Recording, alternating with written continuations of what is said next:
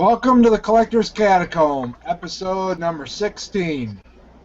Group of collectors here every week, talking about our collections, other people's collections, just a bunch of cool stuff, the history behind the collections, and whatnot. So this week we're going to talk about a little bit more about some militaria. We're going to get into some World War II Nazi war trophies, souvenirs, spoils of war, bringbacks, whatever you want to call them. Stuff the veterans took from our enemy and brought back home to share the spoils of war with their friends in their country. So that'll be kind of our topic. We're also going to get into some ephemera. I've got some vintage ads. I think Dan's got some other Bell South something or another cool stuff. That's all I know. We'll just keep rolling with it. Hopefully Drew and Chad will join up with us. I guess Drew's new thing is shirtless videos every Thursday before the show. So I'm sure that's what he's out doing, and he'll jump in with us. And yeah, so without further ado, my name is Erik. I'm a collector of militaria. I have that problem. Yes, I do. Mostly the 38th Infantry Regiment. I also collect some other stuff and just enjoy old junk. So yeah, that's about it. Make sure you check me out on thesourcingforum.com, a forum I run about reselling, and also the Allied Militaria forum I manage, which is all about Allied Militaria. Great place to hang out. We also have a for sale section on there. Let's start with we'll get going with Dan. Let him introduce himself, and then we'll move on over to Erik, who's our new panel member. He'll be with us every week. Really knowledgeable in patches and other militaria. Plus, I believe he's got the general junk knowledge like the rest of us. So, another great guy to have on the panel, and we appreciate him being here. So, Dan, go ahead and introduce yourself. Hello, everybody. This is Dan at More Old Stuff, and that's my YouTube channel name, Dan at More Old Stuff. And I've just created a Facebook group, and it's basically just for people that want to comment more about the stuff I find and want to share some of the stuff they find with me. So it just started. I put a little tag down here at the bottom, and I'm not even sure I set it up right. I haven't gotten anybody on it. I just started recently put it together. So go over there and join it and tell me what happened, and I'll try to monitor it and see if I'm letting people in or not. That's the thing. I'm not sure how I've never set up a group like this before. So anyhow, but I do want to say before I get going, I added a new piece here. This is not new. I've had this for a while. This clock right here. Now this clock is, I believe that it is possessed with the spirit of something. I don't know what. Here's the deal with this clock, and I brought it here just to see if it happens tonight. So it's a balance wheel clock, so it doesn't have a pendulum. It has a wheel that goes back and forth. It's right here in the middle of it right here. I cannot manually start this thing. Every time I go up there and try to get it, I've wound it totally tight. I give it a little flick, and it will stop. But if I walk away and come back, I don't know, sometimes 20 minutes, sometimes an hour, it's running. It just starts running on its own. So I'm going to sit here during this 2-hour show. I'm not going to touch it, and I'm going to see if it'll just start on its own while we're sitting here. I'll let you know when it starts, and you tell me if there's something standing behind me, okay, during the show while this clock starts or not. Wave or chat and say, hey, there's somebody behind you, because I think it's possessed with something, but it's a nice possession because it's not a bad clock. Anyhow, so go ahead. It's Casper. He's like, yeah, Awesome, Dan. Bring a Bring little supernatural, supernormal, whatever you call that super stuff into the show. We appreciate that. Hey, Sean. Go ahead and introduce yourself. Tell everybody who the crazy guy with orange hair is. Yeah, I'm Cooltoads. You do it in your best Jamaican accent. Don't you know who I am, man? I'll be the Cooltoads. Oh, kind of at the end, kind of blew it, but yeah, I tried. Yeah, I am Cooltoads. And in case you don't know what that's about, I'm going to Jamaica. Woo, in June. My wife does Party Light, and she earned a trip through that. So, yeah. Anyway, yep, I have pretty much everybody in the chat knows who I am. So yeah, I have a channel. You probably all subscribe to it. I do have a Facebook page called Cooltoads Pad. So definitely go over there. I'm kind of getting a little bit back into that again. So, yep. And so mostly FBA now, not too much eBay anymore. And in case anybody's in there that knows about that case that was open, that jerk got all of his money back, but of course it went through the GSP, so it didn't affect me, except when I got a sale and I had already pulled all my money out, it made my PayPal negative, and when I did the shipping, it went through my bank account and bounced a couple things. So yeah, we're still not 100% done with it. So anyway, that's my story. Crazy. Cray, we like to call that. Cray. But it was like a 3-week process. I couldn't believe it. It was insane. Nuts. Absolutely nuts. Or 2 weeks. 2 weeks. Yeah, I just dealt with a guy. He opened the case, admitted he was a reseller, basically switched the phone out, sent some stuff back, but didn't include the clip or the mounting bracket for the base. Oh. Yeah, so magically everything quit working when he got it. Yeah, eBay took care of it for me, so. Yeah. But crazy, man. Crazy GSP is good, but they still freeze your money for a while, so. Right. All right, Eric. My name's Erik. As the other Erik said, I'm a military collector. I focus primarily on Vietnam, back to, I guess, Spanish-American War, with a great focus on World War II. In addition to military, I actually was formerly collecting Silver Age comic books, Marvel and DC. I also dabble in some vintage toys, G1 Transformers, and Star Wars. And then anything else that just kind of catches my eye, I'll pick up. But I have a Facebook page, Militaria Collectors of Delaware Valley, and it's for any military collectors that are living in either PA, New Jersey, New York, or Delaware. That's me in a nutshell. Awesome, Erik. Well, it's great to have you on the panel this week. Thank you for having me. It was awesome having you as a guest last week, and lo and behold, Drew put a shirt on and decided to join us. Oh. Yeah, thanks for that. We'll get Drew introduced real quick, and then we'll go right back to you, Erik, and jump into some of those awesome bringbacks. All right. Hey, guys. Hey, Drew, tell the audience who you are. What's up? It's Drew, the California Picker. I have a YouTube channel called California Pickin', and my specialty is fine art, antiques, antiquities, and collectibles. And I also have a Facebook page called The California Picker. So any kind of vintage and antique collectible questions you have, shoot them my way. Back to you. Awesome, Drew. It's great to have you here, fashionably late or not. We love having you here. Yeah. All right, Erik. So what you got for us this week? All right. So kind of continuing with our discussion last week, this grouping that belonged to Charles Waller, who was a 101st Airborne veteran during World War II. The collection, not the collection, but his items, the collection of his items was so massive that we couldn't fit it into one show. So today I just wanted to go over some of the ephemera items, some of his letters, some of the bringbacks, which what I have is primarily ephemera. However, I was going to show some of the other items, which unfortunately, due to cash flow or lack thereof on my part, I wasn't able to keep. But a couple interesting items in there that belong to some high-ranking German officials during World War II.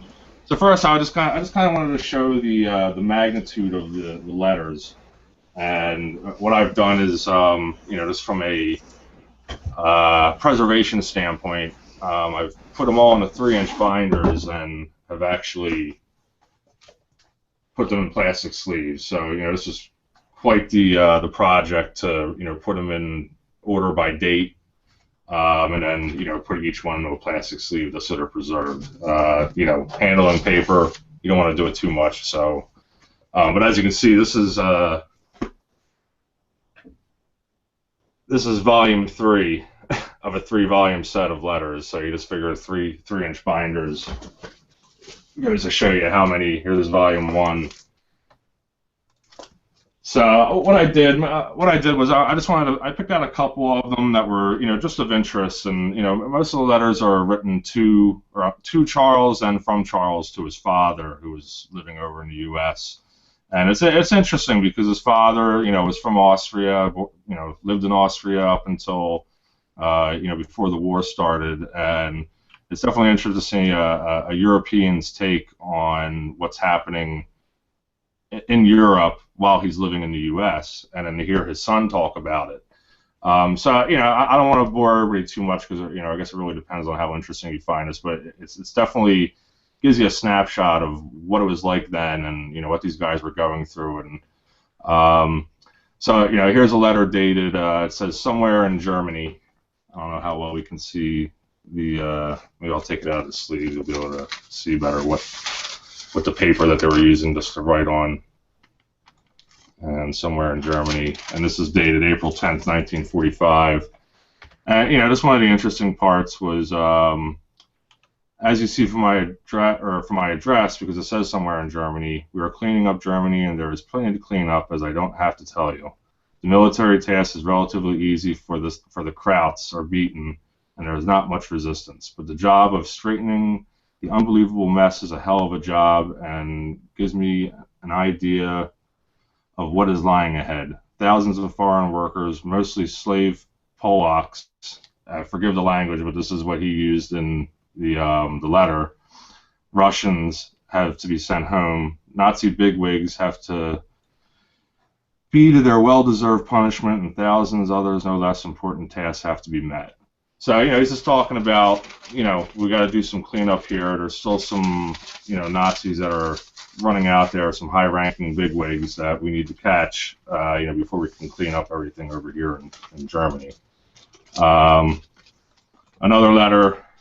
This one's in Berchtesgaden, which, if you recall from last week, is the location of the Berghof, which is where Hitler's Eagle's Nest was located. And this one's dated May 27th, 1945, and so this would be after victory in Europe.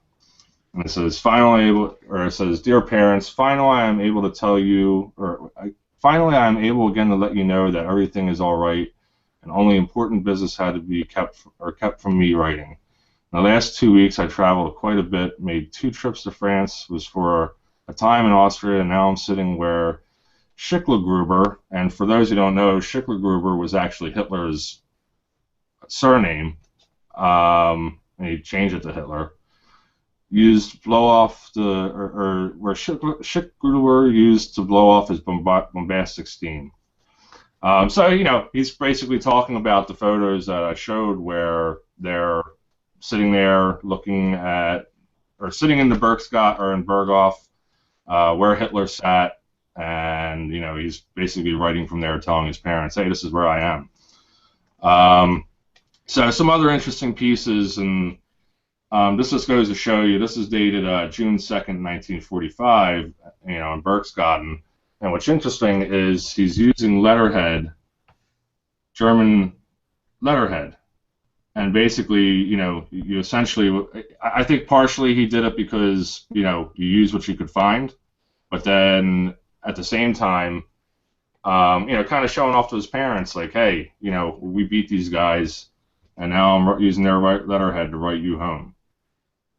Yeah, I think that's one of the coolest things that you've got as far as I guess you could call it a bring back war souvenir, is the fact that he's writing on all these official letterheads from the Third Reich, to letters home to his family and stuff. Yeah.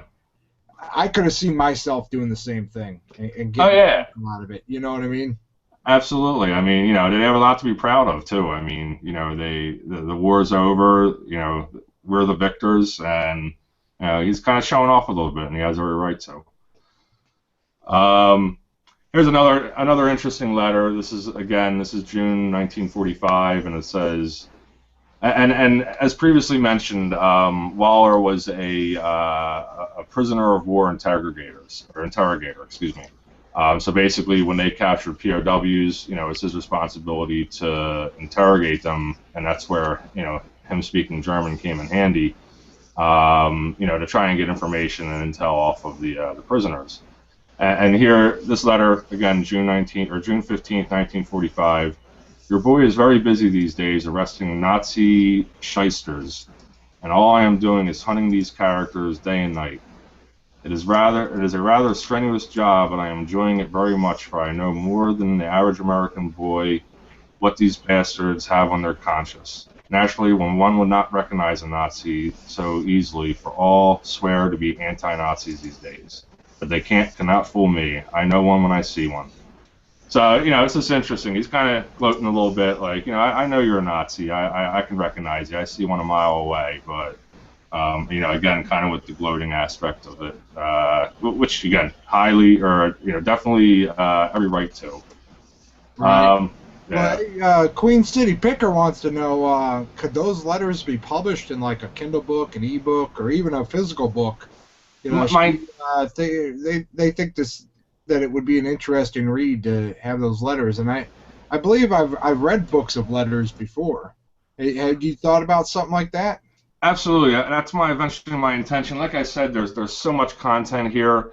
I think for most readers, the interesting parts would probably be, when he was eventually made it overseas, and that's my intention. A lot of them are handwritten, so they have to, some are typed, some are handwritten, so it's going to take some time to actually, transcribe all these letters. But that's eventually my intention, is to do that so that his story can be shared, along with the photos that I shared last week. I think it all should be shared for everybody to see.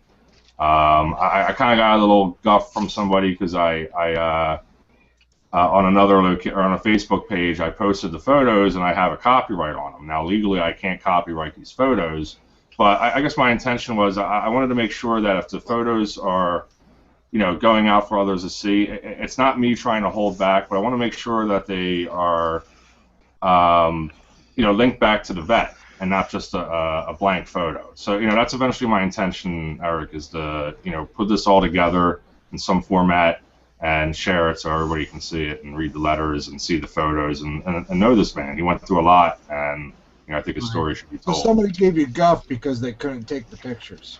I don't want to, assume that, but, I guess that's maybe probably what that might have been what it is, but I can't. That's what it sounds like, and I wouldn't pay that any attention, because you know what, you can write copyright across anything you feel like it. And maybe better putting a watermark on it, instead of saying copyright, just slapping a watermark across it is annoying. You know what I mean? So it makes it a little harder for someone to copy a picture, although Photoshop can do wonders. But it just a little extra work, Yeah. And it's a very faint. That's what I have. It's a very faint watermark. And it has my name. And that's the only reason why I just wanted to make sure that nobody was just taking it and sharing it to their own. And again, kind of looking at these photos and learning more about them, I've learned that a lot of these photos are stolen and then reprinted and sold online as originals. And that's been going on for a while. So that's kind of another reason. I don't want anybody to get ripped off. By a fake photo. But getting back to the letters, so here we have another one where he actually writes out what the, so this is another one that's on, German letterhead. And let me know if you guys can see that okay. Yeah, that's good. Yeah. All right. So it says, sorry, it's focusing. There we go. So basically, it says, Chief of the High Command of Military Force, and the German is, I'll probably kill this. Their chief, their Oberkommandos der Wehrmacht. So my German's not the greatest, despite being of German heritage. But this kind of segues into one of the bringbacks, which is interesting. So the Chief of the High Command of the Wehrmacht was a fellow by the name of Wilhelm Kessel. I'm sorry, Kessel. I got Erik on the brain. It's actually Wilhelm Keitel. And included in the grouping was this envelope, which in German is called a Feldpost, and it's addressed to Keitel. I'm just wait for that to focus a little bit. It's not. There we go. So it's addressed to Keitel, and then the content was this letter here.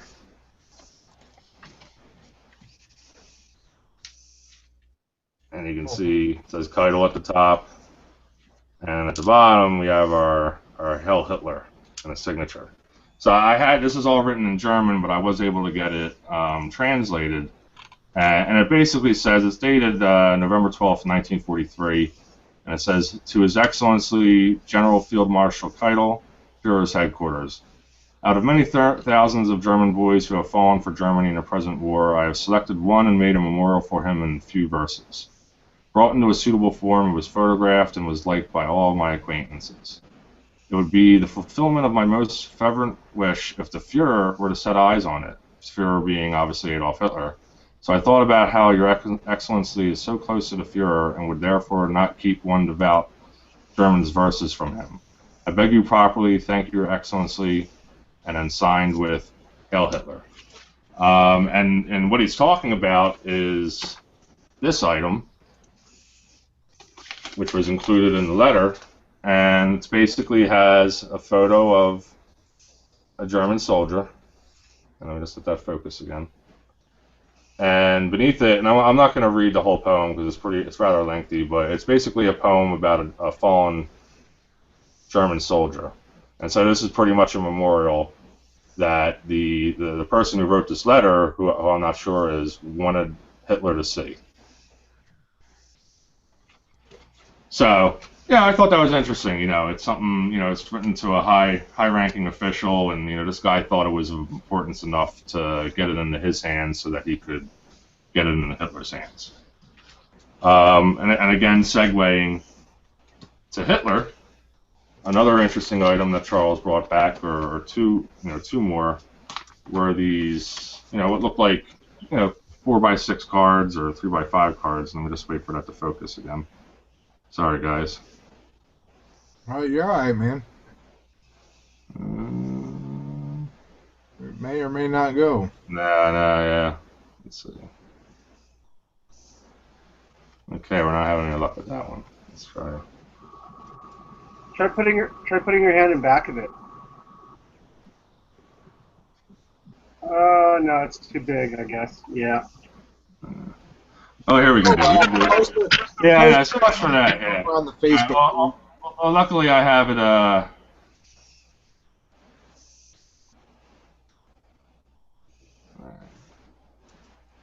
So what we'll do is we'll cheat, and I do want to share this, and only because it's very interesting.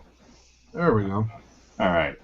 So what we have is these are actually invitations, and the second one kind of gives away who it's to, and it's to Der Führer, or Hitler. And basically these are two invitations that were sent to Hitler. The first one here is from a Japanese ambassador to Germany, and he's inviting Hitler to a dinner on June 29th, to which a response was provided that Hitler would be unable to attend. The other one is an invitation for tea by a NASDAQ official, and NASDAQ being the Nationalist Socialist Party. And it says an invitation for tea from the head of the NASDAQ's Foreign Press Bureau and his wife to Hitler. And then a handwritten note saying that Hitler would not be in Germany that day to be able to attend. So interesting. I mean, to think that, I mean, those are one-of-a-kind items, and they've survived this long, you know? Yeah. Would those be out of his like filing cabinet or out of his drawer, or how did he come upon those? I mean, yeah, these were, you know, he was in areas where, you know, Hitler, you know, like I said, at the Eagle's Nest, so, you know, it was likely there, or it could have been at, you know, one of many locations where Hitler, you know, kind of set up shop or operations where Waller was located. So, you know, there's a lot of stuff here, you know, as far as Ephemera, and it seems like this, you know, or Waller kind of made his way around Germany and was able to, you know, visit some of these locations. Plus, that was the easiest thing to pick up and carry around with you. As Yep. much as he was moving around, and he probably didn't have much because he was moving so much. Didn't have Yeah. anywhere to carry anything, so paper was the easiest thing to grab. Right. Exactly. We Yeah. had pictures of him at his hunting camp or his hunting cabin as well. I mean, that could have been in the desk. Yeah, well, that was Himmler's hunting. So these may have come from the Eagle's Nest or anywhere really. So one of the other items of interest is, and let's see if this one. So this is a calling card or a piece of letterhead, and on it it says Goring Stationery with the compliments of your son Charles. So Goring's private stationery. So this was Hermann Goring's private stationery. Interesting, That's wild, yeah. And another item was this one. This is also Goring's calling card, Field Marshal Carl. And it's just nice because he wrote on each of them, obviously he was sending these home to his parents, thinking that they would have interest in it. And again, kind of gloating a little bit, saying, hey, I'm at Goring's, I got Goring's stuff, and there's nothing you can do about it. Here's my calling card. I'm a mass murderer. Yeah, exactly. Yeah, pretty much. Yeah. I mean, Jesus. Well, but I mean, if you think about it, I mean, from a soldier's view, I mean, it's about conquering. You know what I mean? It's about having, that item in like here you have Hitler's right-hand man. I mean, public enemy #1 for the world's right-hand man. Yeah. And you're writing on it and sending it home like, screw you, Goring. Yeah. I got your shit. You know what I mean? Exactly. Yep, pretty much. And so Goring. Yeah, he's a mass murderer. He's a terrible, horrible person, but he was the enemy, and we conquered him. No, I really meant more like I can't believe that was that a blank card and he would just fill in his name. Yeah, pretty much. Well, it has the Oh, you're talking the symbol. Yeah, if you're talking about this piece, the symbol is specific to Goring. This was Goring's symbol, so nobody else used that. And then I guess he would write his name on there. I'm not sure. I've never seen another one and how it was actually filled out by Goring. And nothing on the back, Eric. And it's kind of almost like an invitation or a table card, something that you would see down, but it's got like a gilting around it or gold leafing around it. So I The wonder reverse if he is blank. used those for like his guest, like he would write his guest's name on him and put him on. I'm not sure. Yeah, it's possible. Now these could be another thing, which I'll get to in a second, because there's some other interesting items that I don't have, but I wanted to share because they're So there were some photos that he brought back, and this one's of interest. It appears to be an original photo of Hitler, and he's standing on board his yacht, which was actually a yacht used by Germany. And the name of the yacht, bear with me, was the Viso Grill. And so I'm guessing this picture dates to maybe May of '35 when the ship was commissioned. So obviously, like I said, he was where these people were, and he had access to take some of their personal photos. And on the back, he actually has his father's name written on there, so he must have sent it home to his father. Now, I originally thought this might be like a reprint, but I had somebody who, is a heavy image photograph collector look at it, and he's like, I don't think it's a reprint. I think this is an original photo. So, not too many people can say they have an original photo of Hitler. Not too many people want to say they have an original photo of Hitler. What year did it become the Fuhrer? So it would have been 1933. Really, that Yeah. early? Wow. Oh yeah. So he was scheming for what, like 10 years or 8 years? Or? Yeah. Yep. Yeah, it was all, well, Germany, the German, after World War I, the German military, they were very limited in what they were allowed to have. In terms of soldiers and, ships, vehicles, etc. And then, you know, Hitler started building up the military again, kind of secretly, and, you know, all in preparation for his plan.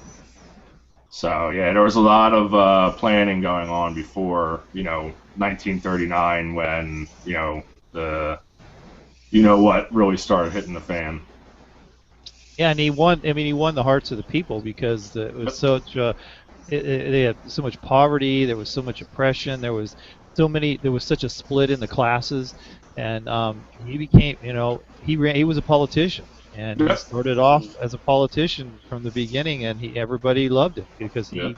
he came through with everything he promised, and he was, you know, so. That's what did it. He had the people on his side. It wasn't like he took over the country and everybody hated him as a dictator, or they were in love with him. They would have done anything for him, obviously, which many of them did. So, yeah. He was crazy, but smart as hell. Yeah, exactly. Knew what he was doing. All right, a couple more pieces. So here's another photo. This is an SS general, General Otto Kuhm. And again, I thought this was a postcard, but I had somebody look at it, and they're fairly confident that this is an original photograph of him. Because a lot of times they had postcards of high-ranking German officials, you know, that you could buy at a store or, you know, or use to mail. But I found out that this is actually probably an original photo. So, you know, pretty uncommon. Two more photos, and these ones are interesting because these are actually from what's called a, bear with me for 1 second. So there was a German version or a military version of a passport, and in that, you know, it would have the soldier's information and a photo. So here we have an SS officer, and what's interesting about this is on the reverse, it actually, and again, getting back to what Charles' role was as a POW interrogator, it says on the back, arrested July 18th, 1945. So he must have taken this from this SS officer after interrogating him and kept a photo for himself. And then we have the same thing here, another, you know, SS, and on the back, captured June 26, 1945. Wow. That's cool. So, and then the only other... That's passport size, that would have been from his passport? Yeah, it's called a Veripass. There's Veripass, and then there's a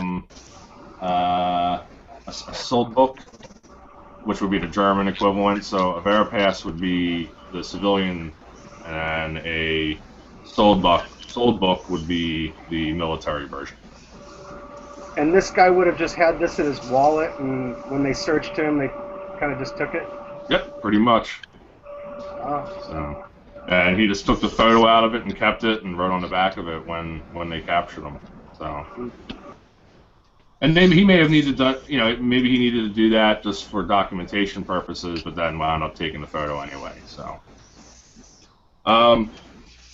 so some of the items, unfortunately, money plays a factor in collecting. And, you know, while you want to take everything, I would have loved to have everything that I found, you know, or not the people who found this grouping was offering for sale, but unfortunately, you know, funds prevented me from doing that.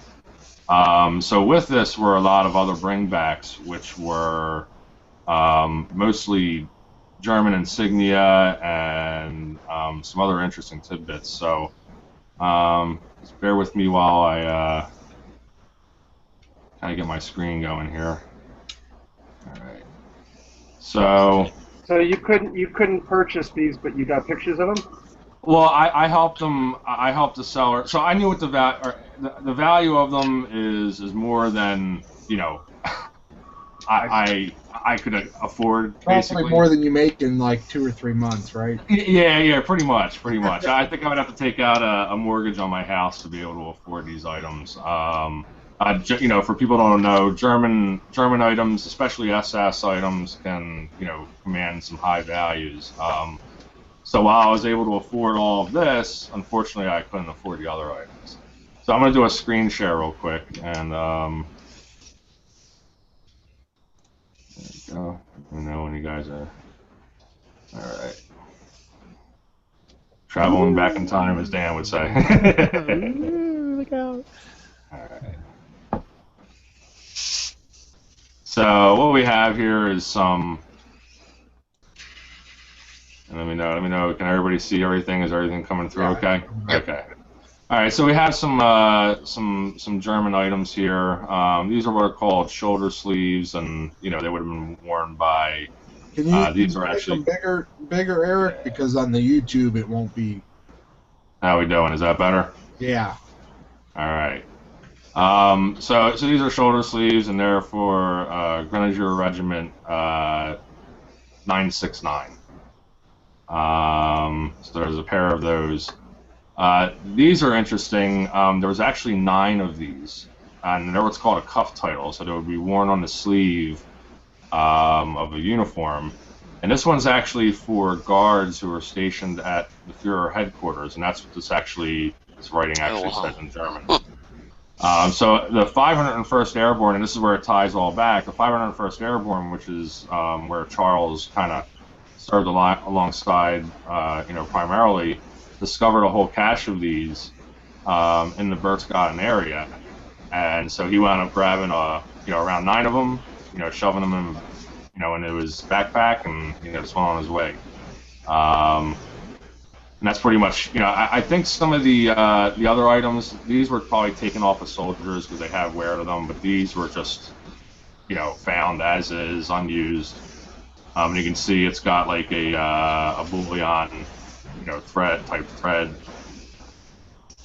Here's another one. I think this was, probably removed from a sleeve of a POW. I'm just going to kind of glide through them. I don't want to, if anybody wants more information on these, I can obviously, kind of share it on Allied Militaria Forum, or they can ask questions, and I'd be happy to share. Oh, show that that right there, the book cover. So this is Goebbels, who was the head of, I guess he was kind of like the spokesperson for the Third Reich, or the Nazis. And so he was in charge of any type of propaganda, or, if anybody's seen the movie Glorious Bastards, he's the one who's setting up the whole film for everybody to see. So that's kind of what his role was in Germany, just to paint Germany in a good light to other people, and he put out publications, movies, etc. So this is actually a book that he wrote on how to be a good German during the time of the Third Reich. So it was pretty interesting, showing a strong German person on the front of the book, and that's just what they did. It was all propaganda, though. There was an ulterior motive underneath all this. Yeah, I think that one there. Talk about that. Yeah. All right, so this is interesting. What we have here is the 2 shields. The one to the left that looks like a kind of like an armor, hand, is Göring's coat of arms, and then to the right is his wife's coat of arms.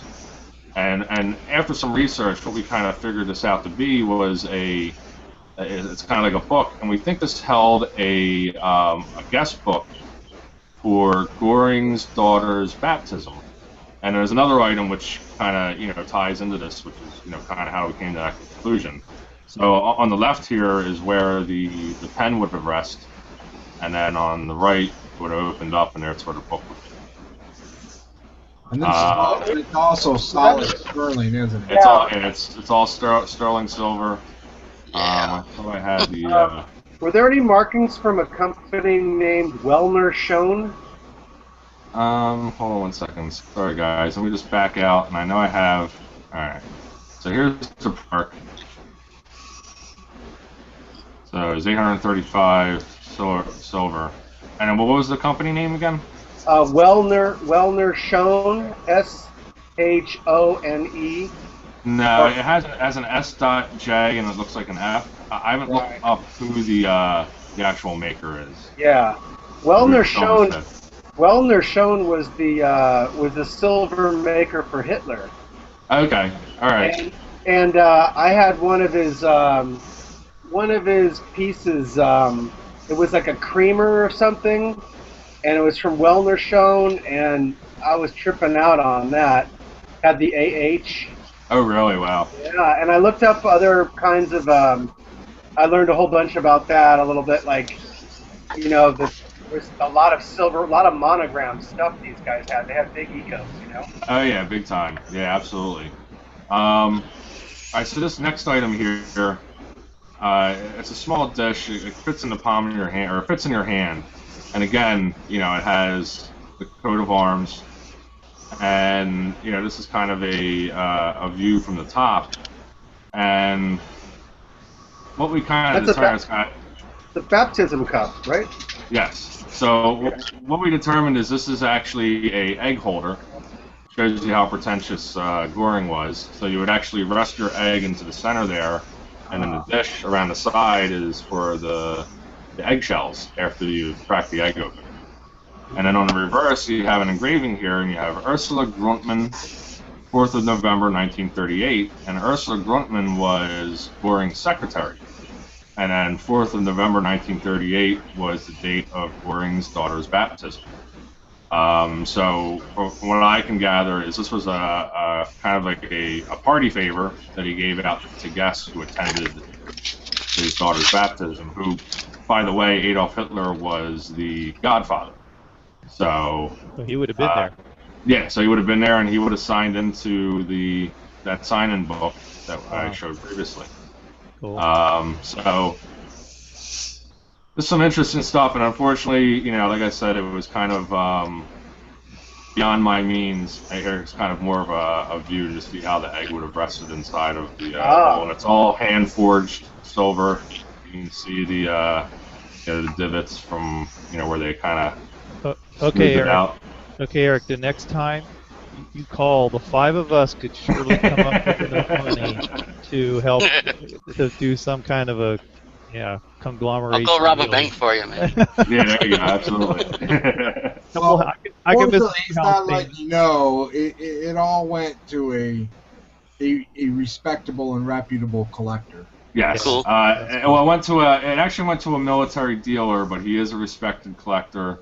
And actually, he's in the. I'm not going to divulge his name. I don't know if he wants me to, but he's actually in the process of writing a book about veterans and their bringbacks, and these items are going to be featured in that book. So, as well as a little biography of Charles Waller, you know, the vet who brought the items back. So, and I'm sure I'll work with Eric. I'm sure we'll keep updates on the Allied Militaria forum as things grow. And I don't know, maybe Eric, we can even get him to come on over and hang out with us on the forum a little bit. Absolutely, I think he would, you know, have interest in that. You know, if anything, he can promote the book that's coming out. So, you know, that would be beneficial to him, obviously. But, you know, like I said, I spoke with him. He's a pretty hefty military dealer, and, you know, kind of in the collectors community, you know, he's kind of a celebrity in a sense. But, you know, just a down-to-earth guy, and I think he's going to do the grouping right. So I think it went to the best possible person that it could, besides myself, of course. Well, and you know, and this is why we are collectors and stuff, because, you know, it's one of those things, even though you know you couldn't afford it, you still found it a proper home. Instead of letting it get, you know, spread to the, you know, all ends of the earth and for the highest price, and, you know, you lose all the history with it. It just becomes another object, you know. Absolutely. That, and you were there, right? So you were able to, like, touch it and everything. Oh yeah. I mean, just that's a good consolation, you know. I can't complain there. It's definitely interesting to be able to touch that. You know, 70 years of history in my hands, and, you know, something that passed through one of the highest-ranking Nazi officials. You know, is no matter how you look at it, it's still history. You know, despite your opinion of the Germans during that period. You know, it's still history no matter how you look at it. Well, that's one of the things I like about that kind of stuff. Because, I mean, even, like, you know, Obama, not a lot of people like him, but to be able to go and meet him and shake his hand, I mean, it's that whole prominence of being who he is, you know, the title, you know. You can, I don't know, it's like, you know, dude, Hitler touched this, you know, or, Yeah. you know, is I don't know, it's just weird. Not, you know, some people think it's weird. But Yeah. I No, think I mean, it's cool. cool, you know. I mean, I don't think I'd shake Obama's hand, but that's for another show. You know. I didn't say you'd do it good. I didn't say you'd do it good, but that was just an example. I don't think the I'm a Secret soldier, Service will yeah. let you get I'm a close soldier. enough, Eric. Right, yeah, that's true too.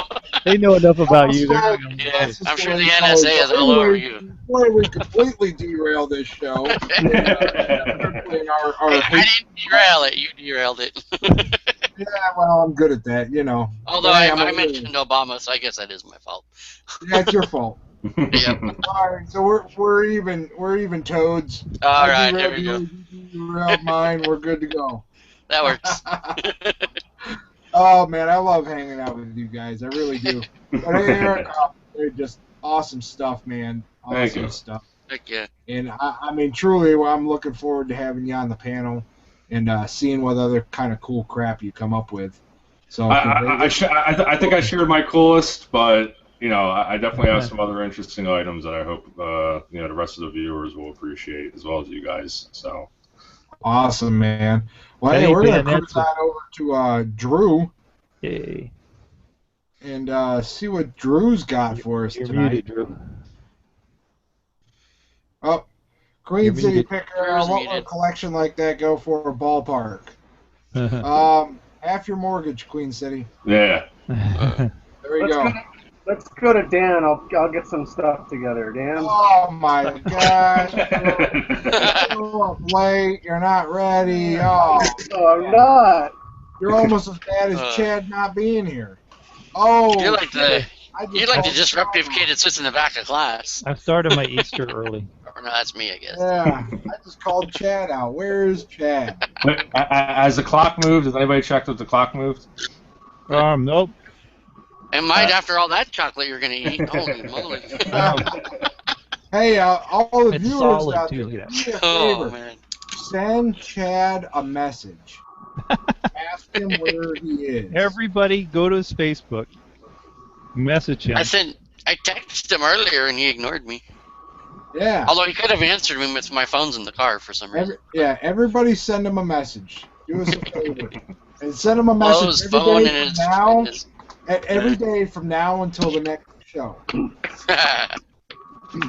We love you, Chad. Bring your ass back on the show. There was no meet and greet yesterday, was there? No, you we got love you. trapped in traffic and stuff. Some things came up. That's all right. We're just giving him shit, but no, really, send the message. All right, Dan, what do you got over just there? because. What do you got over All there right. on the clock, man? So, besides my ghost clock hanging on the wall, so in communications, right? And most people are mostly familiar with texting and in chat rooms and stuff like that. And because you have to type so much, or you happen to go so much, you have to you abbreviate words, right? So there's this whole language of abbreviated words. Basically, I think they're called chat acronyms. There's like the LOL. There's numbers. There's like Type in use. 420 for marijuana, and there's there's a bunch of numbers, and there's all these different letters for these different things. Let me just show you something really quick. I got to share my screen real quick here. Okay, come on. Do this faster. There's a time tunnel. All right, so just showing you real quick something here. This list I found online. So these are like all of the a list of chat acronyms and shorthand. And I just there's a reason why I'm showing you this, and I want you to look at some of these because it's kind of interesting how some of these long sentences are turned into just a couple of numbers, or some of the long sentences are turned into a few letters. As a friend, AAF. some of these I've never even heard of before. I've never used. I mean, I don't do a lot of chat room stuff. I'm kind of new to all that, and even my texting stuff is there's an adult in the room, AITR. I guess you better watch that if you see that flying across your kids' screen or whatever, you know. Yeah, one parent over shoulder or something like that. Right. So anyhow, I'm showing you this. You're allowed to have a cell phone first. So these are like, you know, what we use today. This is and it's like we think this is new. We think that this is you know, look what's going, you know, in our world. We're doing all these abbreviations, but it was never always that way. And let me get out of this real quick. Stop screen sharing. Go back to me. So I actually just got this week, and because I collect communication stuff, radio, whatever, this kind of fits in because I really like this. I'm going to try to do this because this thing is so heavy I cannot pick it up. Damn. This is a code book. It's a Western Union. Camera's not holding it up very well here.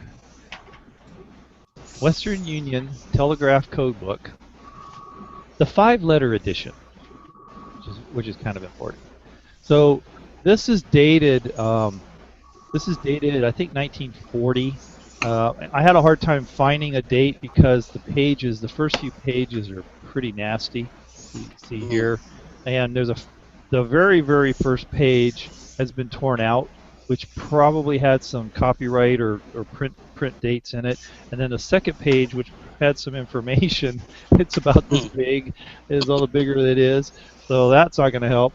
But there is this stamp that's throughout the book in a couple of places where it was received May the 2nd, 1941. So I can only assume that it's probably 1940, 1941-ish, since this says May that this came out. But this book, I started doing a little research on this book. They came up with this code book back in the 1880s.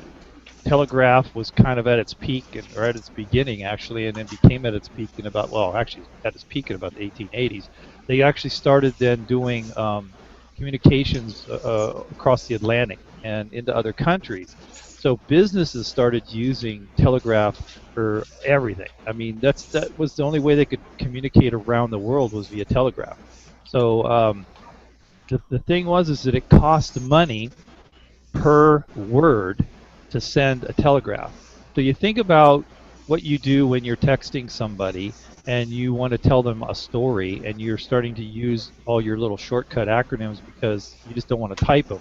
But back in the telegraph days, you were paying for every word. It's almost like, I guess you pay for per text on your phone, right?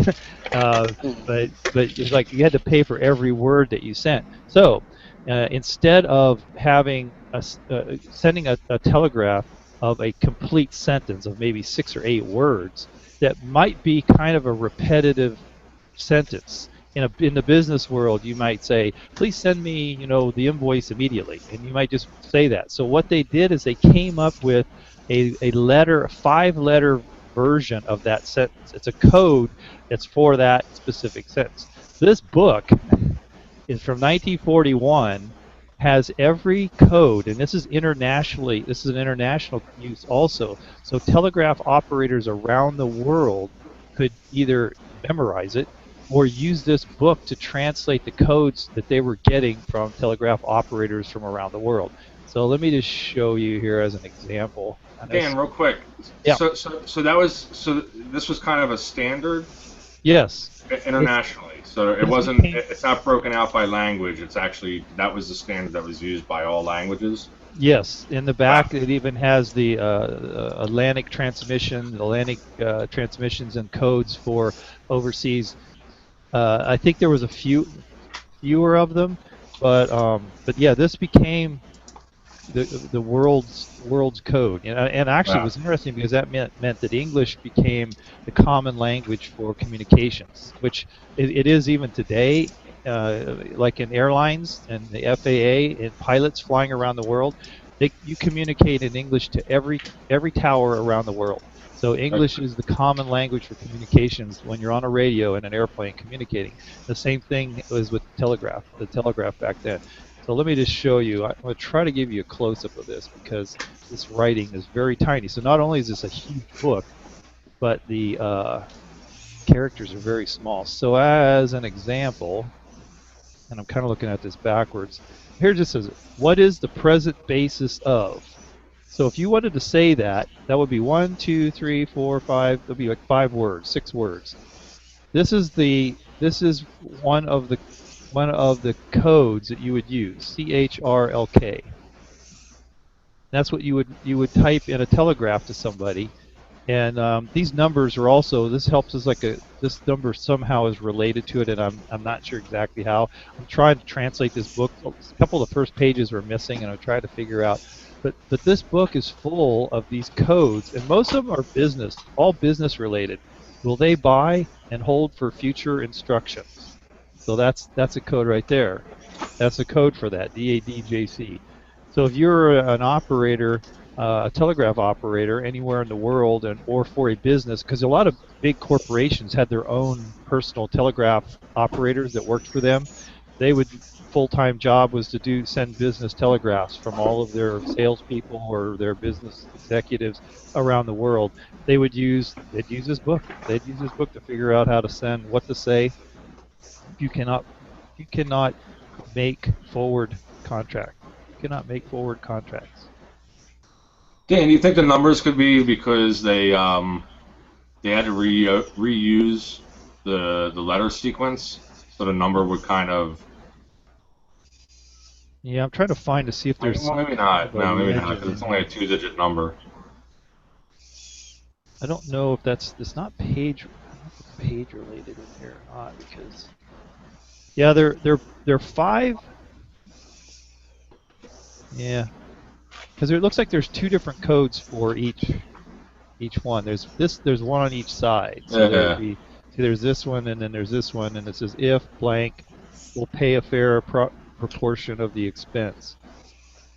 But can you imagine being a telegraph operator and having basically all day long you're just getting this. You're getting pages, or you're being asked to send these messages. They probably wrote these messages out, get this whole sentence out, and then you would have to say, okay, I need to shorten that, so I'll go through this book and somehow find it and send it that way. Or you may already know it because you've dealt with all of these. You know, if you're specifically a business telegraph operator for a corporation, you're going to know all these things probably by heart after a while, after years and years of doing this stuff.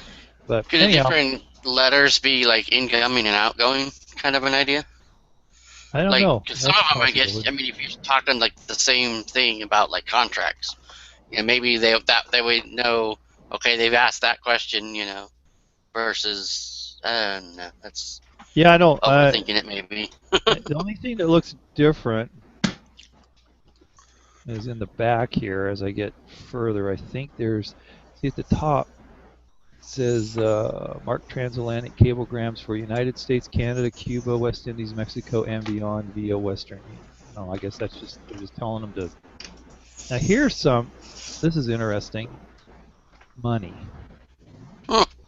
France, francs, and centimes. Russia, rubles, and kopecks. But now here's just a bunch of codes, and I'm wondering if this is maybe like the index. Oh wait, no, that is money. Look, this is measurements. So I mean, oops, try to focus this.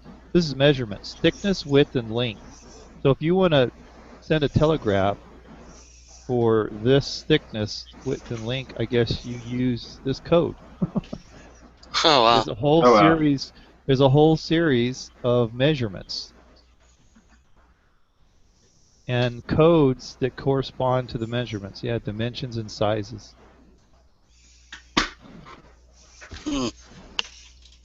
So anyhow, yeah, this is I've been just perusing this thing for days because it's trying to figure it out and then just reading as much as I can in here.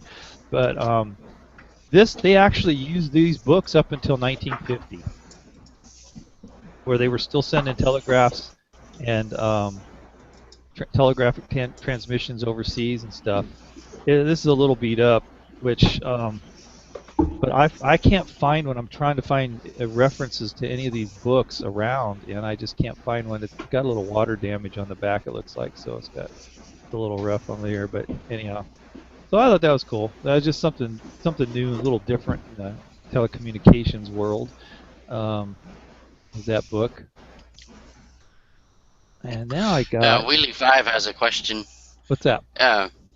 Did they have to put a certain amount of taps on the telegraph machine to make a certain letter, like a C, kind of like Morse code? Yeah, well, that's what it is. It's Morse code. Okay. Telegraph is Morse code. So like they had a 5-letter code, 5 letters. They would use the Morse code signal for each one of those letters.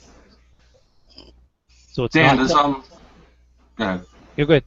And I was just say, Dan, does I mean, I would imagine somebody like Western Union would have probably used this. Oh yeah, this is a Western Union book. So I mean, do they have a historical society maybe that I don't know. I'd have to look at that and see. There might be some. Yeah, there might be some historical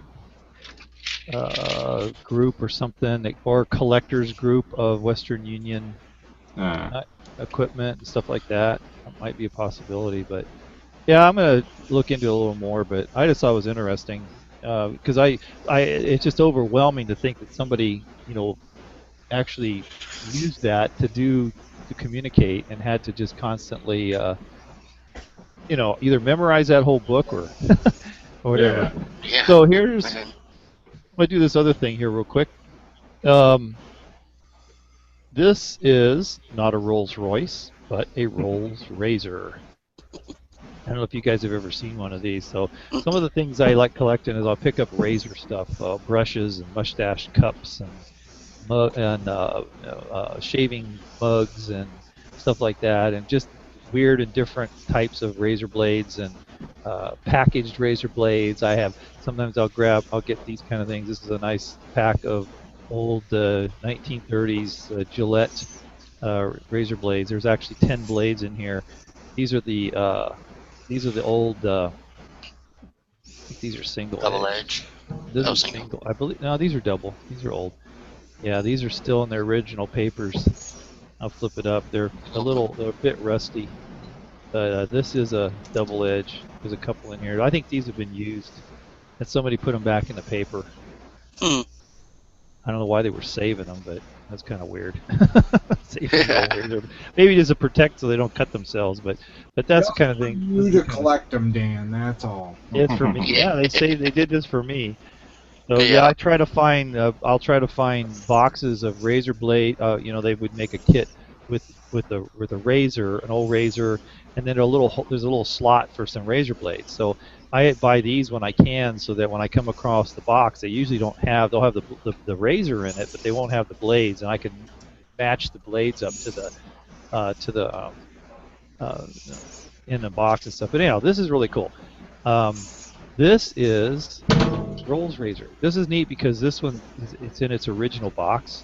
It's a little bit rough. It's got some kind of delicate. I got to be kind of careful with it. It's got some slits in it and stuff. And it's got the original manual to it. This was made in England. It was actually patented in 1924, something like that. And they made them up until the late 50s. This is the document that comes with it. It just shows you how to use it. I'm going to show you real quick how it works. To me, it's so intriguing, and it's like if I was still a razor blade user, which I don't because I cut my face to pieces when I try to use a real razor blade. I would love to try this, but it scares the crap out of me because it's so freaking sharp.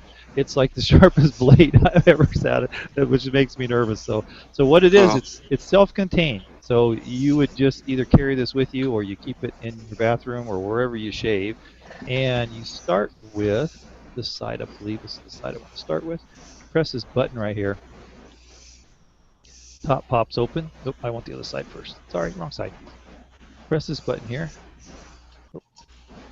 Open over here. Press this button here. All right.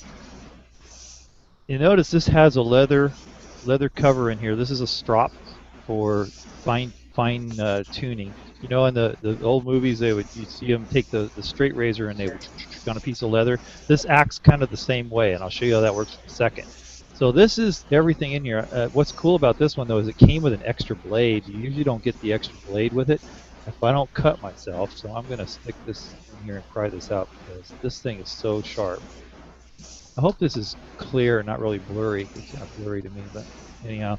So this is the blade. What the blade looks like. It's got a little etching on it. It says Rolls Razor on it. I'll spec it. Wow. You can see it. There it goes. Now there's the blade. It's got a little bit of a protection. It's got this little guard in front of it that flips down. But that sucker is really, it's just steel and it's really sharp. So what you get in here is you get a blade. This actually has two blades. You get a handle. Now the other blade is actually attached to the sharpener. And this is the other blade right here. And on the bottom is a whetstone, which is the other lid on the bottom, and I'll show you that in a second. But the whetstone is on the bottom. So what you do is your blade is in here. You lift your handle up. Get it up out of here. I'll cut nothing off. So you lift your handle up, so you want to sharpen it now. So you pull this back.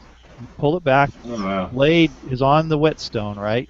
Push it forward. Now the other side of the blade is on the whetstone. You push it forward and sharpening. Sweet. That's awesome. Flip it back, right? And now you pull it, and it sharpens the other side. So I just do this a few times. Wow. You get this thing first with the rough. This is the rough sharpening. So like you would a knife on a whetstone, you would start sharpen your knife on the whetstone. You get this side, right? So you get it to where you want it. You'll drop this down. All right, and then you take the lid, put this lid back on it. All right. That's And great. then you flip it to the other side. You open it up. Now look what you have. You've got the fine sharpening. It takes the burrs wow. off of the metal, and you do the exact same thing. Now this is a strop, using a leather strop. Now you notice the difference is it pulls on the strop, right? It's not pushing on it, because if it did, it would cut it. So this is where you wear down those rough edges on the edge of the blade, and you fine tune and fine sharpen it. Right? You see it flipping over. I'm going to go slow because the video may not capture it flipping over there. So you see it flips over, and he pushes it. And you just do this, a few times, and you get it really sharp. Then, now this is the scary part. You may see a lot of blood here in a second. So I thought the shaving was. no, getting this thing out of here. What I try to do man. is, so you grab this blade and you turn it sideways, and it comes out. All right. Now you're ready to shave. It has this guard on here, but so I have not done this yet. I may have to do a little bit of prying, but you take the handle then, and it slides on it. It's like this. There's a little. You know what's missing? I see what's missing on this because I know this. Usually there's a little ball bearing right in here. No, it's not, because that's how it fits in there. Oh, maybe not. Maybe it was in this one. I had another one that had a little ball bearing on it. So anyhow, this slides on here. It's just right there. So now you're ready to shave, and you're ready to. Are you gonna shave for us, Dan? Yeah, don't show us that. Holy moly, man. It's sharp, man. I don't even want to mess with it.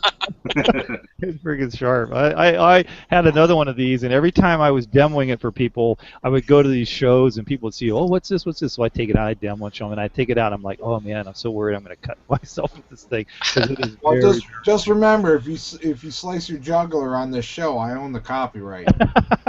Put it on YouTube. Yeah, make sure you get some. So anyhow, that's cool. And then you just put it all back. That thing is wicked. The sharpening is just wicked.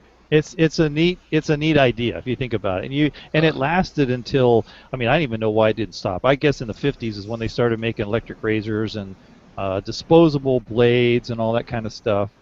And it's neat with this one that I got it with another blade too. And most of them never had two blades, but this one had. And then you just pack it back in here.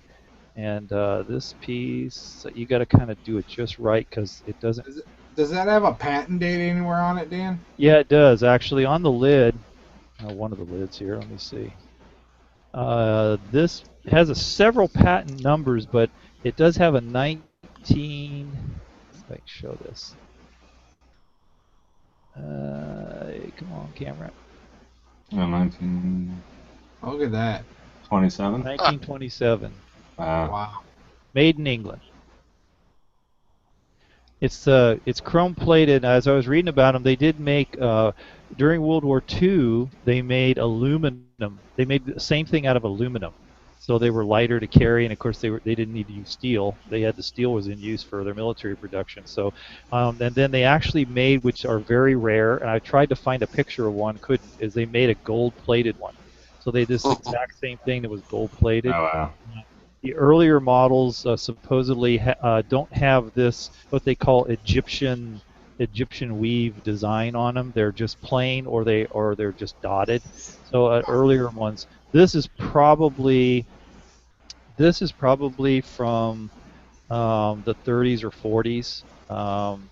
This one, and just because of the box. Even though it was funny because I had one from the 1950s, and the box looks really old. Everything still has that old 1920s look to it. Here's the box, and there's some patent dates here on the front of this one too. Stuff's cool. When it was originally done. Would this be considered like a travel? I don't know. I mean, it could have been. I mean, yeah, it would have been very easy as a travel kit because you got your sharpener. But you think about it, it's still convenient to use at your home because you got your sharpener. You could sharpen your blade every single time before you shaved, and it's all handy right there. It's cool. Now here's something that's intriguing, and I tried to research this and I could not figure this out. So this, by the way, is nickel plated. This one's nickel plated. This is the Imperial #2. Now, here's the weird thing. I'm going to show you this box. Let me make sure this focus is good. So it says, in the big letters, Rolls Razor, and then it says, hollow ground. The model is Imperial #2. And then it says hollow ground. And look right here. See these little tiny letters right here? There's like a S there. I think that's an L. There's an O and an R. It's like a secret code, and I have no idea what that means. I don't know why it would say hollow ground on there. And well, then hollow ground is the type of sharp, the type of angle that's on the blade. If you look at the blade, you see it's not completely straight down. Oh, okay. It's got a curve, and right. then it goes to the point. Well, that curve, it's what's known as a hollow ground. Ah, cool. Thanks. So the blades are hollow ground. Okay. So that was a type of blade. So you knew what kind of a blade you were getting when you got this. But I still don't understand what these little letters are that are underneath. Yeah, I don't know. And it doesn't spell a word or anything. It's a slur. It does. I'm going to say it says slur. Slur. Wasn't that the Goonies? The name of that guy in Goonies? Ghostbusters. Many a slur. Oh, that's true. Many a slur. The Goonies was Sloth. Yeah. Sloth. But anyhow. So anyhow, that's cool. I don't know if Michael Fisher's got it. He said hollow ground versus wedge. Wedge. Okay. Cool. Yeah, so it's the type of, and you'll see that when in knife talk a lot, you'll hear hollow ground. Ah, okay. So it has to do with the blade shape itself. Yeah, you see how it's got a curve. Oh, right here on that corner. Well, no. Oh, how this curves up like this. Yeah, like it goes from the thick part down to the blade. Right. It's got like an inside curve. Right. Like it's it's concave. Right. Okay. Instead of being straight across. Right. It is. I see that. Yeah. Because it's thick. You made a lot of people nervous, Dan. You hear the collective gasp. Everybody. Yeah. Well, I will not be using this, although I've been tempted to. Believe me, but. Let somebody else do it so you can watch. Angie Martin drives me nuts. You know, she says, "You amaze me with your razor sharp knowledge, Eric." Oh, gee. Oh my gosh. Oh boy. Okay. We got a jokester in the chat. She's hilarious. Yeah, by the way, she has a new video out too, so everybody needs to go watch it. Yeah, you got to watch Angie's YouTube channel. I'll have to go watch it. She just befriended me today, so I feel really special. I have a new friend. Oh yeah. Cool. I think I'm up to a grand total of like 260 people on Facebook. That's on Facebook. Oh yeah. Yeah, I probably know like 15 of them. Yeah. But awesome, Dan. Well, hey, Drew, are you ready yet? You got to He's asleep. unmute. Yeah. Shut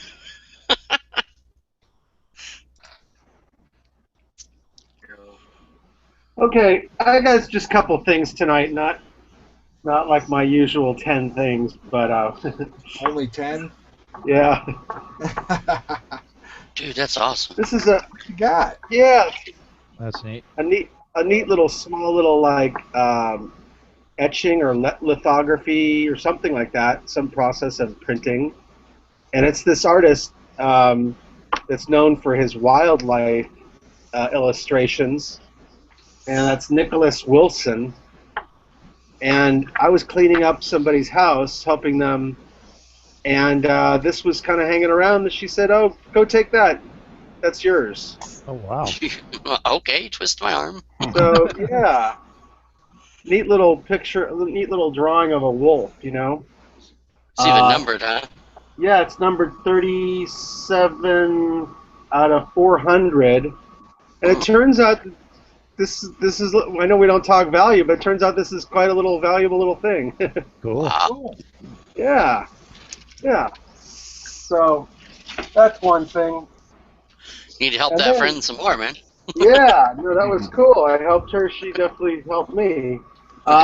This is, you guys know I really like my ceramics and porcelain and, you know, this type of thing.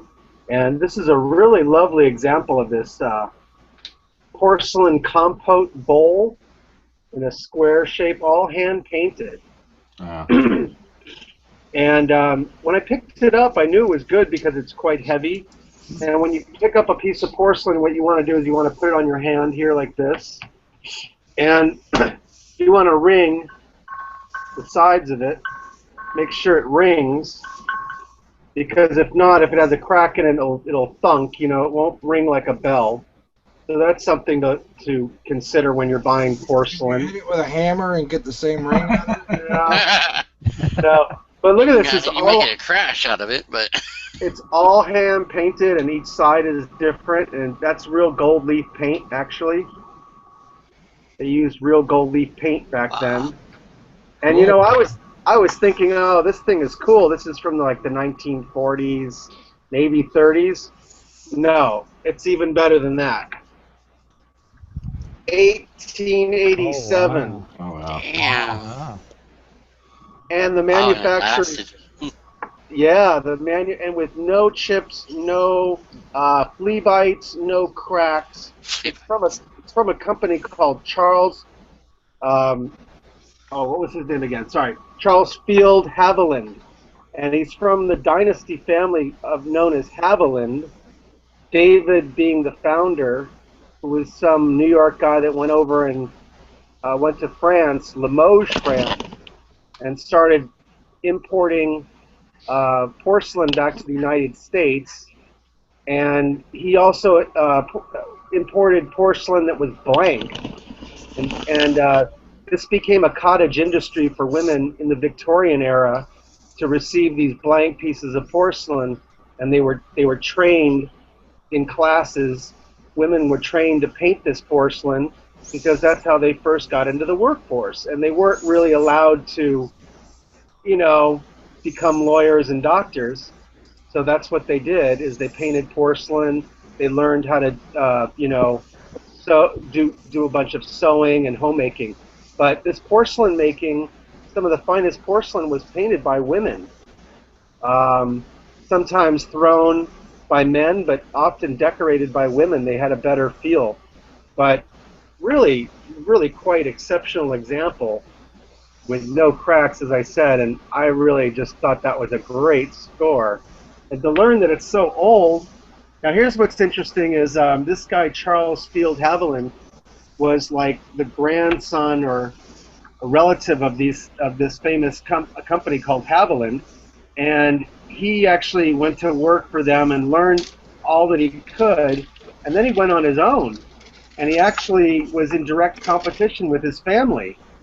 and he produced some really amazing works. And he, in fact, married this woman who was the daughter of one of the oldest porcelain makers in Limoges, France. Limoges is a region or a town in France. It's not a company. So when you hear somebody say it's Limoges, just know that it's a region or a town, just like Champagne, France would be. So he married, Charles Field Haviland married the daughter of this very famous porcelain maker already established in Limoges, France.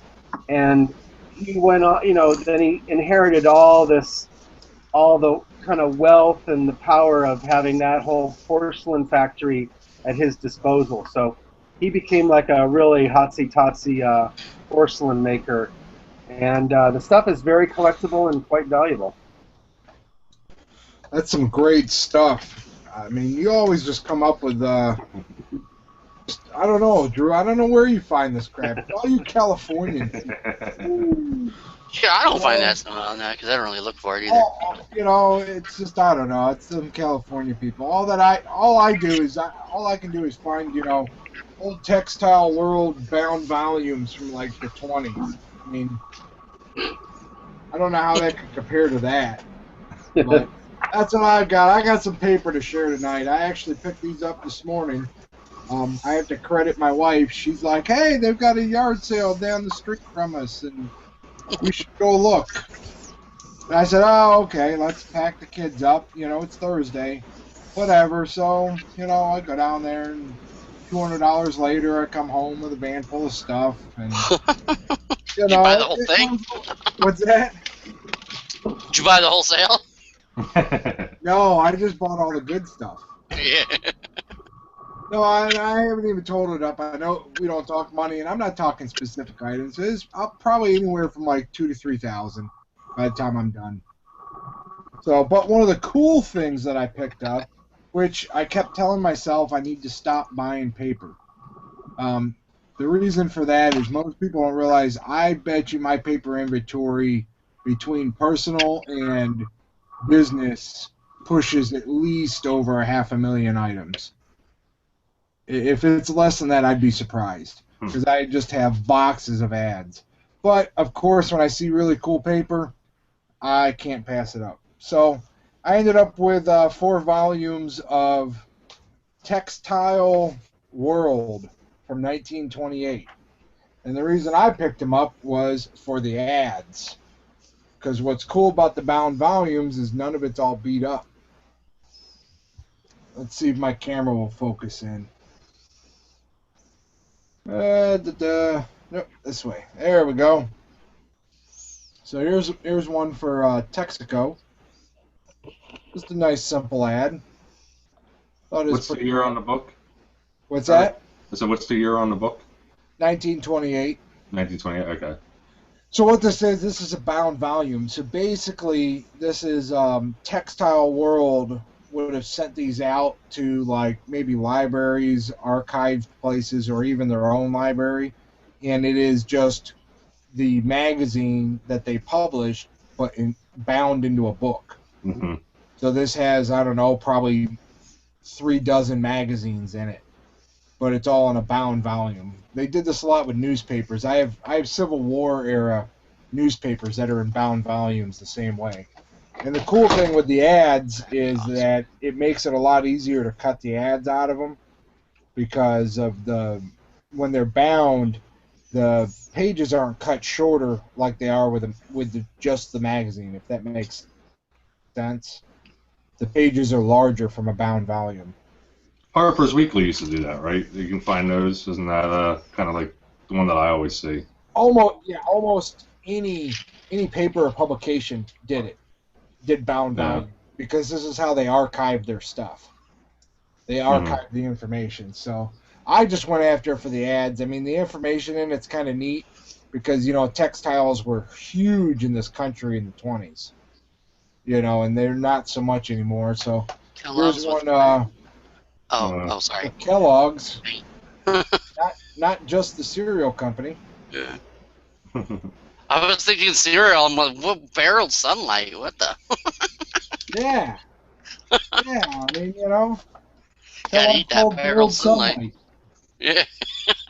It was a cleaning solution that they sold. So, you know, just cool stuff to me. It's probably boring to some people. Nah. Sorry, you don't Let's see oh, here we go. Here, since we were talking about the Western Union and telegraphs, here's there you go. a Bell South advertisement. You can now talk coast to coast for $5. No. $9. Wow. Wow. Oh. Wonder how long. Wonder if you had like 3 minutes for $9 or Yeah. something like that. So it's Bell South. Yeah. So it gives see the areas that they had it broke down and coast to coast for $9. So you were golden if you had one of Dan's books. Yeah. Yeah. I thought that one was pretty cool, you know, seeing some of that kind of stuff. See, fortunately, I sat here and went through this. Oh, this guy, I tagged him because I thought the pinhead was kind of cool. I have a hard time getting it straight on with the camera there. It's a needle advertisement for the Torrington Company. But I just thought that my pinhead ex-brother-in-law's. a bunch of sewing needles. Pinhead. Oh, let's see what else is in here. Oh, these were cool. Now, you don't see many color ads back then because basically it would have had to have been lithographed is what these would be. They would be color lithographs. So most stuff was just done in black and white, but this one is actually done in color. And what I thought was cool is that they're advertising a sock with the Spirit of St. Louis on it. Wow. Oh, wow. And in different patterned socks, and they're all in color. So, now that's cool right there. From the I didn't think that was a sock. Yeah. I have to admit, my first thought was what? What'd you think it was? It's got a blue tip on it. What? It's got a blue tip on it. Check it out. Turn it around. I mean, you might have that Turn it problem, upside Drew, down. but I don't. Sometimes I do. Yeah, I mean, I mean, the Spirit of St. Louis connection. I mean, you got to think that would have been this time frame, 1928. You know, that would have been a big deal back then. The clock is starting to move. Uh-oh. Lindbergh, Yeah, it's starting to move. I don't know if you can see the barrel in the middle. You can see the wheel. It's starting to just barely. There it goes. There it goes. There it goes. See it? It's just now starting. Okay, everybody has to go back to, okay, when this thing ends at 1:27, go back to the video and start scanning around me and see if you see like an aura or a ghost or some kind of a Casper. We're going to be inundated. Something came in here and started my clock while I was sitting here, right? It just started on its own. It started. There it goes. Full blast now. It's been in full blast. Let me highlight you again, Drew. You know, Charles Lindbergh got a lot of shit for, heck for being a Nazi sympathizer. Yeah. Oh, really? Yeah. Well, and But some people speculated that he was a spy. Drew, all the kids were supposed to be in bed. Yeah. And he had, of course, here's another one. Oh, rayon. Rayon. There's a lot of rayon. But, you know, I thought I'd just show off Drew's girlfriend. You know, it's either that or Chad's high school sweetheart. Nice. Well, on the bottom has the sewing machines, too. It's pretty cool. Yeah, it's got, I mean, there's a lot of Different sewing ones. machine ads. Yeah. Hopefully Kim won't get jealous of showing pictures of Chad's old girlfriend. Yeah. Well, you know, as his girlfriend back in the 20s, she should be over Right. Right. You just... I often ask him, what was it like to drive a, covered wagon, you know?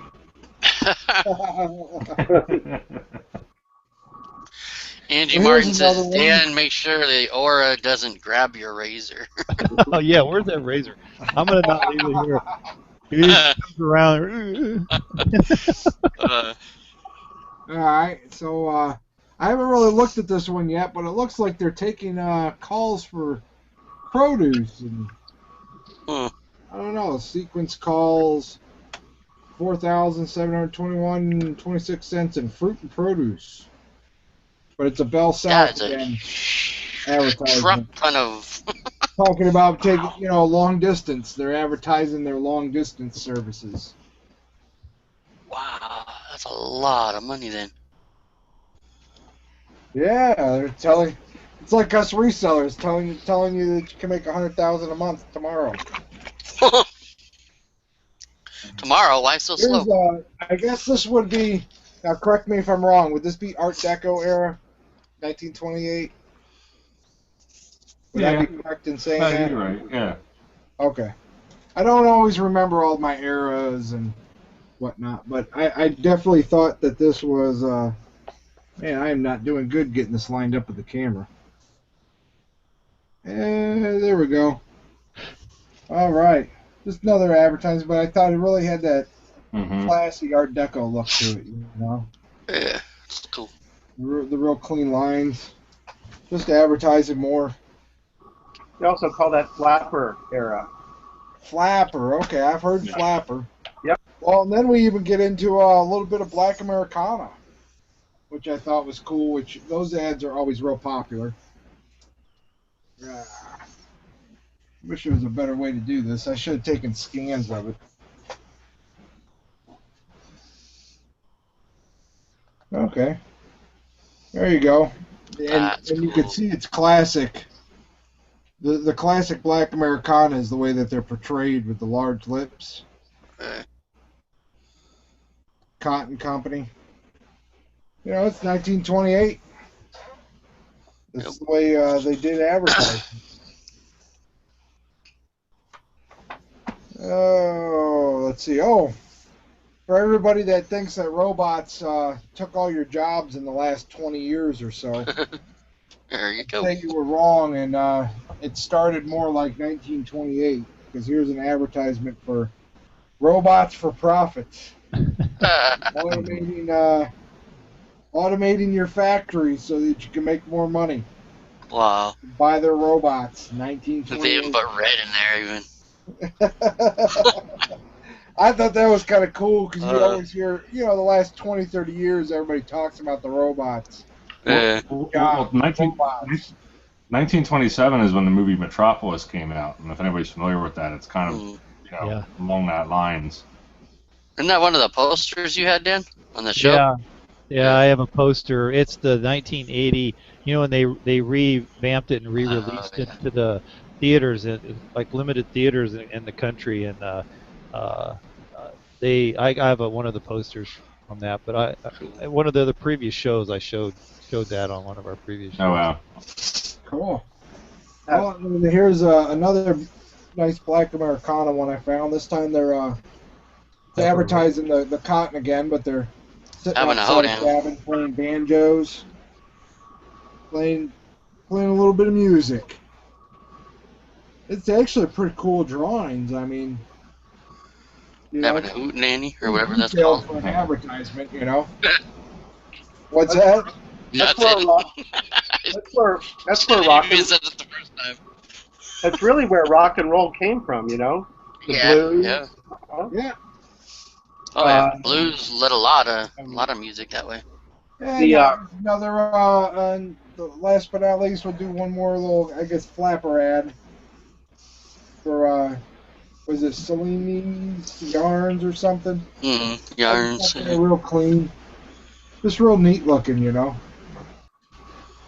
So I mean, there is tons and tons of it. I mean, there's just lots of little ads all throughout this thing. I just didn't get a chance to really show them, and I'll go through them and see what's there. There's probably some cooler stuff, but yeah. So I got 4 volumes of those this morning.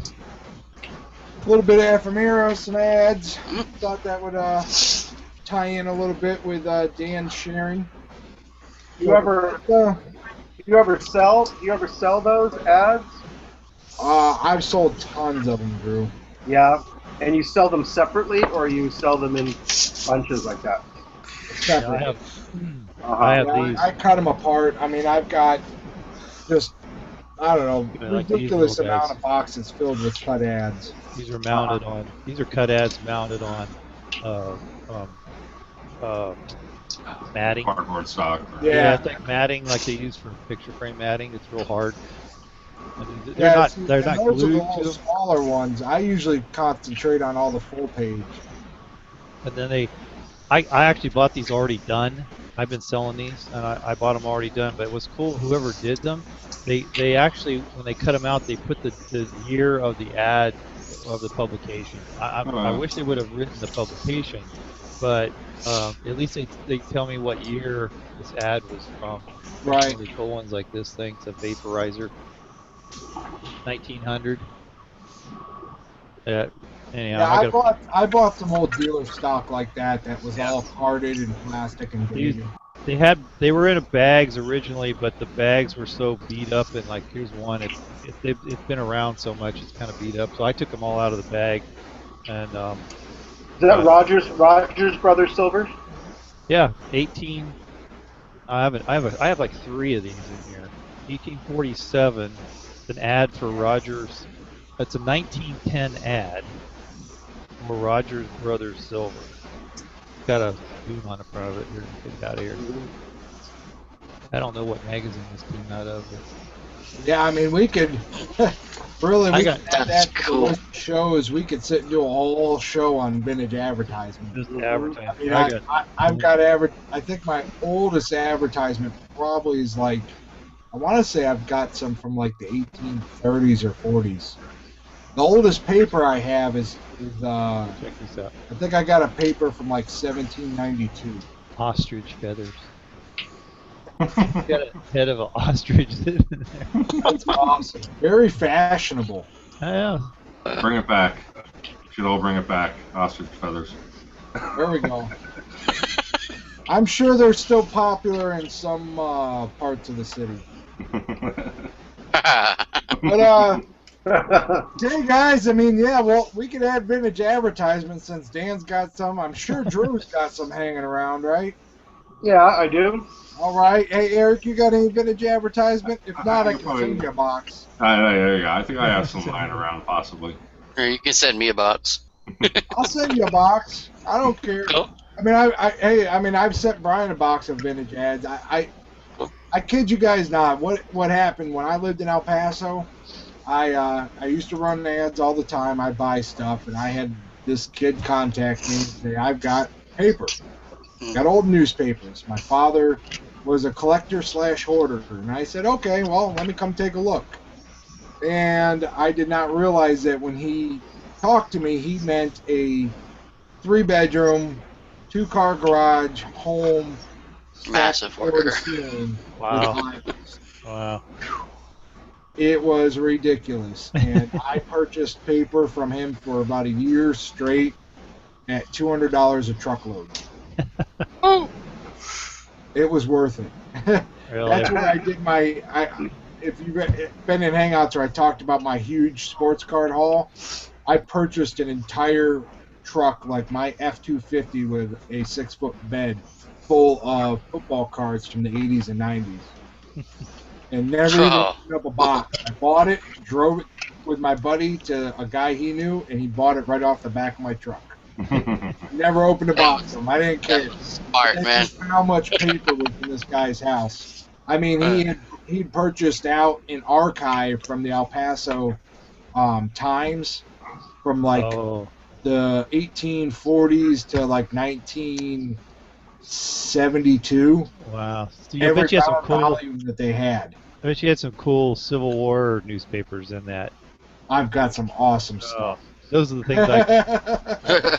Yeah, I was at a junk shop that's in town, and a guy, he had done something similar, obviously, because he had piles of newspapers.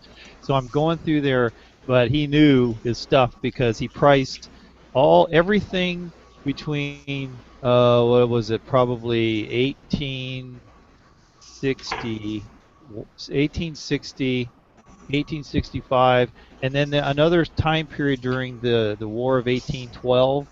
All of those papers he priced at like $20 a paper, but then all the rest of them he were like $1 a piece, right? So you could get some really old newspapers for some good prices, but didn't have much content in them. If I wanted the Civil War and the you know the Battle of 1812 and all those. Yeah, I mean, it wasn't just newspapers. I mean, I bought right around 300 yearbooks. Oh wow! I mean, just mass amounts of paper, and I've sold a lot of it over the years, but I still have way more than I could ever deal. And what it was is the guy originally started off as a paper dealer in the 70s and 80s, and by the 90s it trailed off, and he just became a hoarder. Yeah. But he still had all his dealer stock from the 70s and stuff. So I was buying cases of cut ads that were already carded. And I've got like cases of like that was marked cars. And it will have like 10,000 cut ads of cards in it. Yeah. Or cars in it. You know, it's just crazy. Now, And there's still more stuff there. I mean, you probably couldn't even tell that I bought so much. Now, just generally, what do these ads go for? Let's say the half page and let's say the full page. What do they just range? If I could sell a full page ad, I mean, really, what I mostly did with them was like $4.99 plus shipping, $3.99 plus shipping. Yeah. I sold them like I've thrown them up for auctions and had them go for $50. Yeah. It just comes down to what it is. You know what I mean? And who wants it and whatnot. Right. World War II does really well, but, you know, it just, there's so many different factors. You know, like I talked about the Black Americana. That makes that ad more valuable than just the standard cotton ad. Yeah, that silver spoon ad, Drew, I sold one of those for $6, $6 or $7 plus the shipping. Well, and like I've sold political cartoons from Vietnam with like Nixon in it for like $20. Mm-hmm. Or cut out of a newspaper. You know, yeah, you can imagine. You can imagine how much you can store, and your collection can generate so much money because these are just individual pieces of paper that go for $5 to $20, man. It's just right, but it's a mass blast thing. My sell-through rate, like when I was really into selling the paper a lot, I carried anywhere from 1,500 to 3,000 listings. And I was only selling 300, 400, 500 a month. So my sell-through rate was horrible, if that makes sense. Yeah. Compared to how many I had to have listed. But the profits were astronomical. You know. And I've moved away from it. I'll move back into it eventually. You just get burned out with stuff, you know what I mean? So it's still hard to pass it up because, I don't know. Like that Spirit of St. Louis ad, if I cut that out, I probably wouldn't take less than $25 for that ad. Yeah. It's just hard to and those are it. good. Go ahead, Eric. Sorry. No, I was just saying it's just hard because there's so much of it to display it, and you want to display something like that, so you only have so much wall room, and that's where it becomes a problem. That's why when I got these, which I got for pennies, I mean, they're already, they're ready to go. All you got to do is find a frame for them and just put them in a frame because they're already mounted on a piece of wood, and you don't have a cardboard. You don't have to do anything with them. That's true. And so when I got these, and they're already in little baggies and everything, is like I was like, oh my gosh, I bought like 6 boxes of these. I have so many of these things that. So I'll sit down and I've taken 50 pictures. I'll sit and just do picture. I lay a little ruler beside of it so people can see how big they are, so I don't have to like always write up in the description. I do it in the pictures, and I sell them anywhere from $5 to $12. I think 12 maybe is the most I got. A lot of it comes down to it takes a lot of time. You got to sit and just do it in groups, and it can be a lot of fun. I mean, for somebody that wants to hobby eBay and just have fun with it, the paper is wonderful. And I created another account just to do this with photos, and I haven't actually got it totally going yet. I have to kick it off because you can only do like 10 when you start your new eBay account, you can only sell like 10 things at a time. So I'm going to get that going this week, and I'm going to start putting all my paper and photographs in there, and just Right. you Well, know, let me- Michael Fisher jumped in. He says in 30 years as an auctioneer and ephemera collector, he has never seen the Spirit of St. Louis socks ad. really. Nice. There you go. And you know what? You know what, Michael? If you're an ephemera collector, I'll sell you one cheap because I've got like 12 of them. Hey, are there any car ads in there? Angie Martin was No, asking. there's I no got car ads. confused. This is a textile books. Like I said, I've been kind of keeping track of the stuff that people get interested in. Yeah. Well, here. I have banker's box. It's full Angie, of Angie, do a show. if Angie comes to the show next week, I'll have some car ads. Will you? There you go. Hey, You've and I'll go been, dig some Angie's out. been too. called out. Angie needs to watch the show. Matter of fact, I got them right here in this envelope. All right. Well, hey, we don't have a guest lined up. I won't line a guest up. Let's do ads next week. How about that? Cool. And then we're going to harass Michael Fisher to come on since he just admitted that he's an ephemera collector. He's gonna come on one week and do a show, hopefully. Yeah, bring him on. But Have him hey, come let's on, do a wrap quick. this up, guys. I think we're already losing people because they're all going to sleep or something on us. But I'm glad we actually got some good chatting. Hit that like button. Show our haters some love. Look at Dan's clock. Yeah, look at Dan's clock. Really Working. quick. You know, Yeah. the whole spiel. I'm glad we got some people interested in the ephemera. Resale Ronan just showed up in the house, fashionably later than Drew. But hey, I'm glad people got excited about some ephemera. That's a blast. Normally we put everybody to sleep, but hey, what else can we say? So hey, check out the Reseller Wake Up. Check out all the other shows going on. The Toadcast tomorrow night. Our show Sunday. Got our show coming. Yeah, our show is Sunday. Oh wait, no, Yeah. no, not this Sunday though. Oh, not this Sunday. Okay. Well, that and all the other shows, go to the Reseller Society. They're always all listed over there. And make sure you check out the Allied Military Forum if you want to learn about military. Even if you don't care about military, you just want to hang out, see a bunch of cool stuff, go over there and get signed up. I promise I won't. Bite the ears off first. But yeah, I guess until next week when we do vintage advertisement, we'll see you then. And send Chad a message. Send Happy Chad Easter. on this That's show. right. Happy Easter, everybody. On the show.